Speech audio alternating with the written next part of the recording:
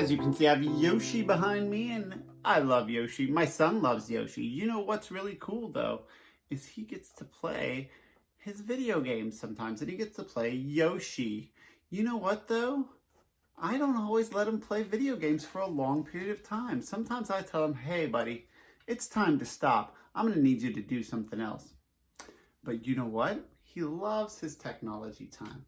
And sometimes I let him do some good stuff on technology too. Not that Yoshi's bad, but sometimes we do some educational things. He might do a typing game. He might do some reading and reading stuff and check that out. He may do some math stuff too, right? So one of the things that he tries to do though, right, is he tries to get me to get him or allow him to do more than I want him to do sometimes. And he's very persuasive. So what we're going to do today is we're going to write something that's persuasive. I want you to think about technology. We love technology. It's super fun, right? But sometimes it may be too much, right? So we need to try to persuade our adult to get us more technology time. So we're going to write something down that's persuasive. Now, we may try to do things like beg and plead and repeat things, and maybe, you know, we'll be annoying, and that might work sometimes. But you know what I want you to do? I want you to think logically. What makes sense? What are some arguments or some things that might make sense in order to try to convince somebody to really give you more technology time? So think about those things. Think about 3 different things that might help somebody decide to give you more technology time. Get those down, write those 3 things first, then go back and write it into a paragraph or a little bit more that makes sense. For my younger students, draw out 3 ways that you think you can help out so that somebody could give you more technology time. 3 good reasons, and discuss that with the adult that's next to you. All right, 3 reasons. Persuade somebody to let you be on technology more. We want to be persuasive, so we want our arguments or our things to be logical, thoughtful. We may even provide some information in there. All right, ready, set, write.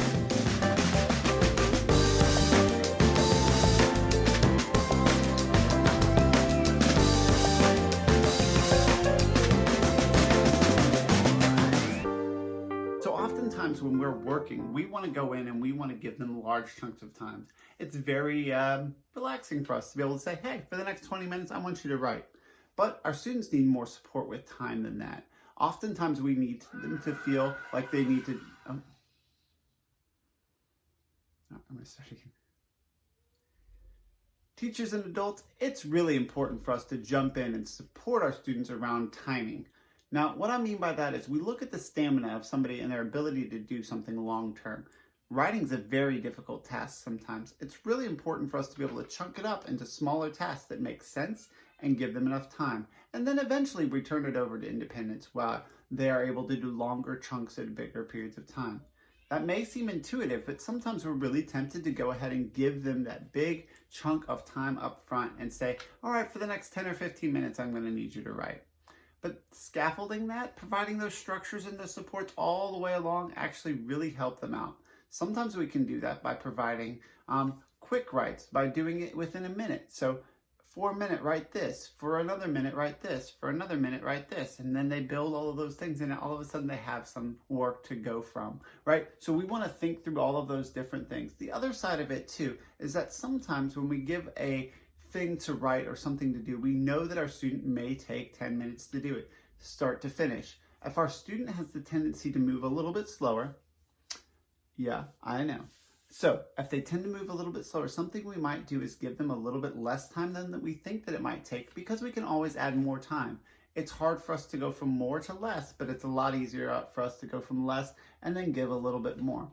So I know if a student's going to take 5 minutes to do something, I tend to give them about 4 to 4.5 minutes, and then I give them extra time if they need it. I want them to feel that they are producing something in a timely manner and to be proud of what they're doing. If they're getting stuck a lot, I want to jump in and support, but I also want to make sure that they feel like they're moving at a good pace and that we have a purpose, a sense of purpose to what we're doing, and that it's moving forward from there. All right, jump in there, get back over to your students' writing and help support them around giving specific time amounts and writing more.